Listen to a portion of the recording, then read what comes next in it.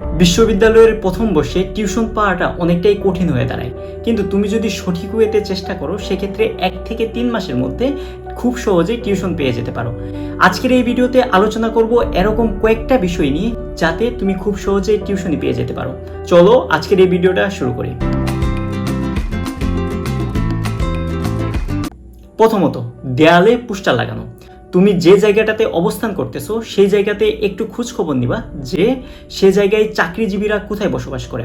যে জায়গায় চাকরিজীবীরা বেশি বসবাস করে সেই জায়গায় টিউশন পাওয়ার অপরচুনিটিটা বেশি থাকে। সে জায়গার গুরুত্বপূর্ণ জায়গাগুলোতে তুমি তোমার পোস্টার বা লিফলেট লাগাই দিবা দেয়ালের ভিতরে।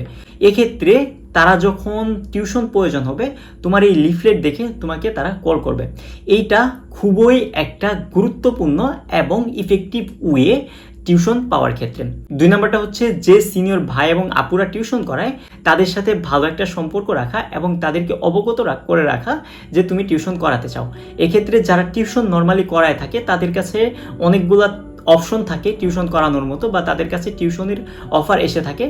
এক্ষেত্রে তোমার সাথে যদি ভালো একটা সম্পর্ক থাকে তারা কিন্তু তোমাকে টিউশনই দিয়ে দিবে যে এই ছেলেটা গিয়ে টিউশনই করাতে পারে। 3 নম্বরটা হচ্ছে সোশ্যাল মিডিয়ার বিভিন্ন গ্রুপগুলোতে পোস্ট করা অথবা টিউশন মিডিয়ার সুবিধা নেওয়া।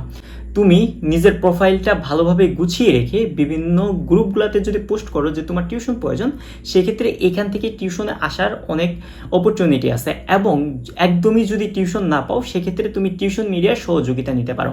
এক্ষেত্রে টিউশন মিডিয়া হয়তোবা তোমাকে কিছু একটা চার্জ করতে পারে। এদিকে একটা বিষয় খেয়াল রাখবা, অনেক টিউশন মিডিয়া তোমার সাথে স্ক্যাম করতে পারে।